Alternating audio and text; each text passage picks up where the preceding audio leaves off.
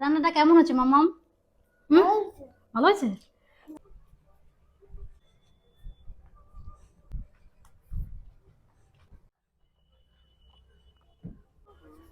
আমাদের খোপের চারিদিকটা আপনারা একবার ভালো করে দেখে নিন।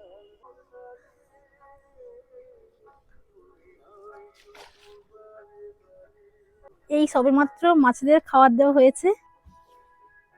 মাছগুলো কিরকম বস্তা থেকে খাবারগুলো খাচ্ছে দেখুন বন্ধুরা।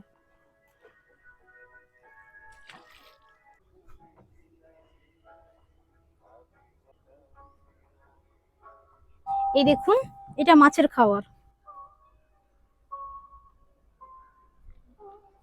এটাকে আমি ফিড বলি। চলুন এটা এবার দিয়ে দিই।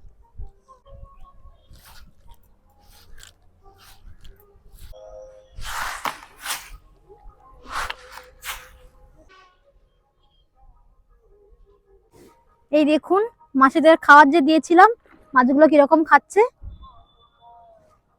চলুন এবার জালটা ফেকি। আমি ফেকবো না, আপনাদের দাদা ভাই জালটা ফেকবে।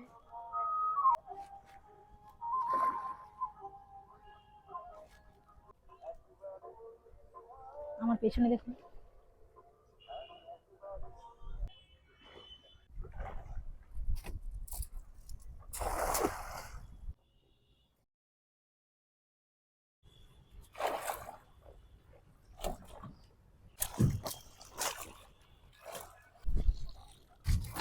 জালে কতগুলো মাছ পড়েছে। আমাদের দাদা ভাই জাল ভর্তি মাছ ধরে এনেছে।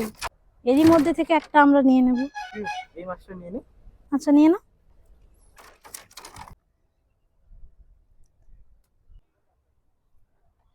এই মাছগুলোকে এবার জলে ছেড়ে দাও তুমি। এই মাছকে বলে রুই মাছ। এটা আমাদের বাড়ি সম্পূর্ণ নিজের। আমার শ্বশুর, তোমাদের দাদা ভাই আর আমার দেবর, তিনজনই চাষ করি। আর আপনারা যদি এরকম মাছের ভিডিও দেখতে চান তাহলে প্লিজ কমেন্ট করে জানাবেন। এই সাইজের মাছগুলো ছাড়া হয় আর এই সাইজের মাছগুলো হয়। এই মাছগুলো হয় আমাদের ম্যাক্সিমাম 3 মাসে এই সাইজটা এসে যায়। এটা কত হবে? এটা ম্যাক্স 2.5 কিলোর হয়ে যায়। ও, চলুন আজ এই মাছটা হলে আমাদের হয়ে যাবে। বাবা, মাছটাকে দেখুন। চলুন বাড়ি চলে যাই এবার সবাই। আমাদের তো নৌকো এখনো তোমাদের দাদা ভাই বাইছে, আমিও চেষ্টা আছি নৌকোটা শিখে নেওয়ার। চলুন এবার কয়েকটা কলা পাতা দরকার, সেটা কেটে নিই। মাছটা কলা পাতার মধ্যে রেখেই তো কাটতে হবে, সেজন্য কিছু কলা পাতা নেব। আর খাওয়ার জন্য কলা পাতা নেব। কলা পাতায় ভাত খেতে কিন্তু খুব ভালো লাগে আমার।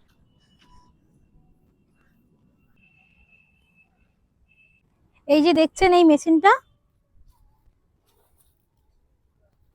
এটা হলো আলফা মেশিন।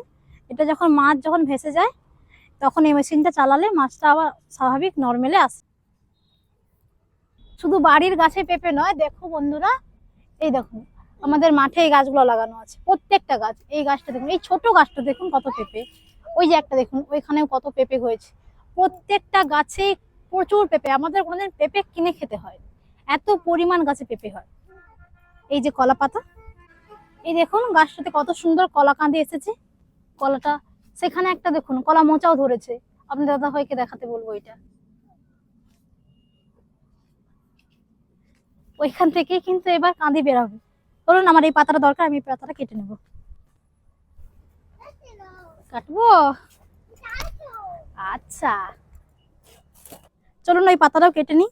এই দেখুন, এটা আপনাদের কাছে কি গাছ বলে জানি না, আমাদের এখানে এটাকে গুন্দলি গাছ বলে। এটা ভাত খাওয়ার পর দুপুরে অনেকেই খায় হজমের জন্য, মানে হজম ভালো হয় এই গাছটাতে। কত ফুল আসছে, ঠিক জিপসির মতো ফুলগুলো দেখুন। চলুন পাতাটা কেটে নিই।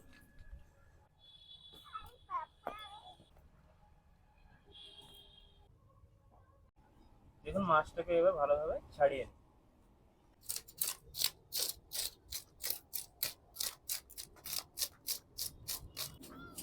এই দেখুন, এদিকে আপনাদের দাদা ভাই মাছটা কাটছে।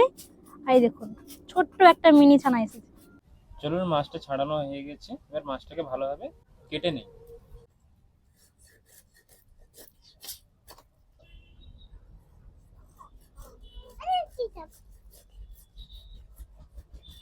এই দেখুন একটা একটা পিস গুলো শুধু দেখুন কতটা সুন্দর।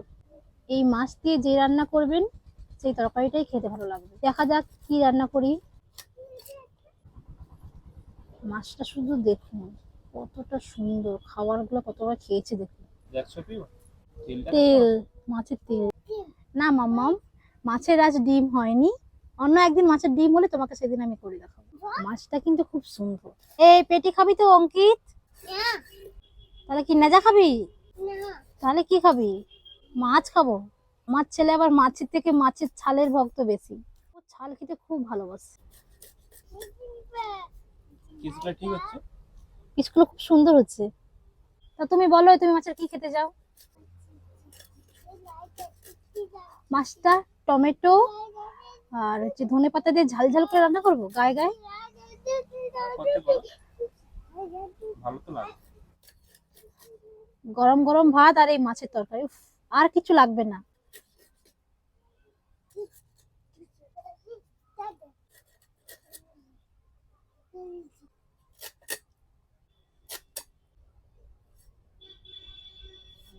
কি বলছো তুমি? তুমি মাছ খেতে প্রচুর ভালোবাসো?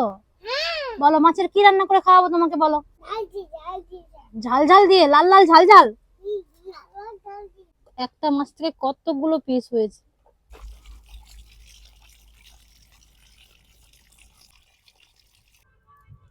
কত সুন্দর মাছ। একটা একটা পিস হয়েছে দেখছো, কত সুন্দর পিস হয়েছে। আমার থেকে আপনাদের দাদাভাই কিন্তু মাছ কাটা ভালো। চলো তাড়াতাড়ি বাড়িতে গিয়ে রান্না করি এবার আমি।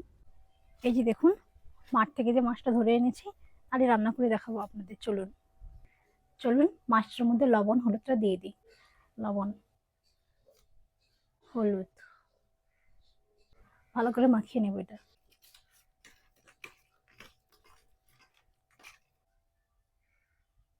আমার মাছটা মাখানো হয়ে গেছে, এবার আমি উনুনটাকে ধরিয়ে নেব। এই দেখুন আমার উনুনটা ধরে গেছে, আমি এর মধ্যে কড়াইটা চাপিয়ে দেব। কড়াইটা গরম হয়ে গেছে, চলুন এর মধ্যে তেল দিয়ে দিই, মাছগুলো ভাজতে হবে যে। মাছগুলো একে একে করে সবগুলো ভাজা করে নেব। কড়াইতে ছেড়ে দিই।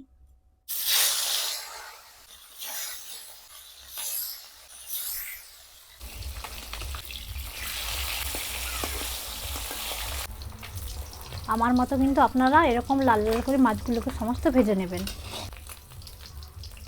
আমার মাছগুলো ভাজা হয়ে গেছে, চলুন এগুলোকে তুলে নিই।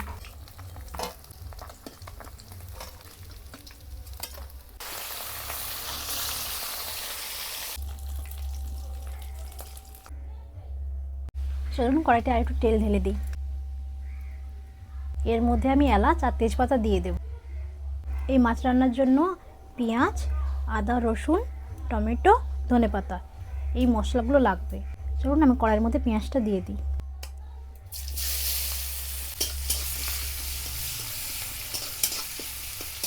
পেঁয়াজগুলো আমার বাদামি রঙের ভাজা হয়ে গেছে, এর মধ্যে আমি আদা রসুনটা দিয়ে দেব।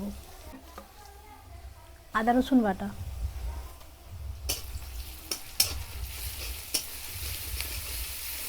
এই দেখুন কেটে রাখা টমেটো এগুলো দিয়ে দেব। হলুদ দিয়ে দেব, লঙ্কা দিয়ে দেব। এর মধ্যে আমি আদা রসুন বাটারি জলটা আমি দেব।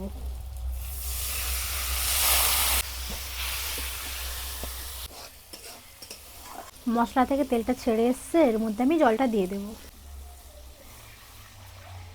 ঝোলটাতে আমার একটু লবণটা কম হয়েছে, তাই আমি লবণটা দিয়ে দিলাম।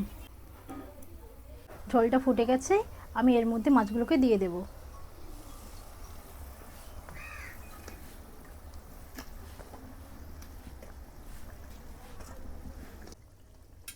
এই দেখুন লেবু, এটা আমাদের গাছেরই লেবু, চলুন এটাকে কেটে নিই।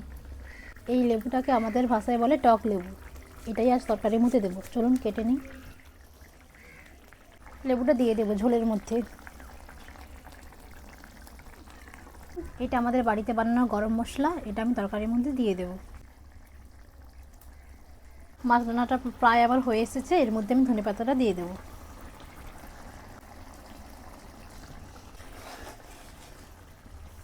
চলুন রান্নাটা করা হয়ে গেছে, নামিয়ে নিই এবার।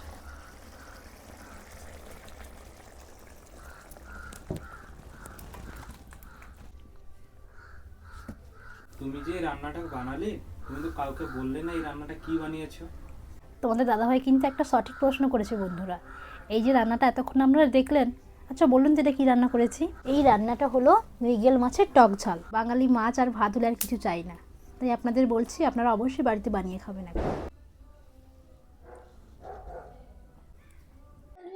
ছেলে খেতে বসে পড়ছে, চলুন মাছের তরকারিটাকে দিয়ে দিই।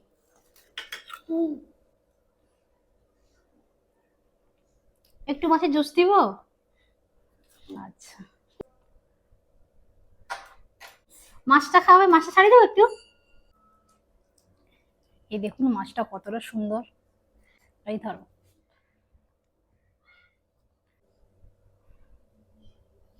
রান্নাটা কেমন হচ্ছে মামাম? হুম, ভালো হয়েছে? সবাই বলো, সবাই লাইক করো।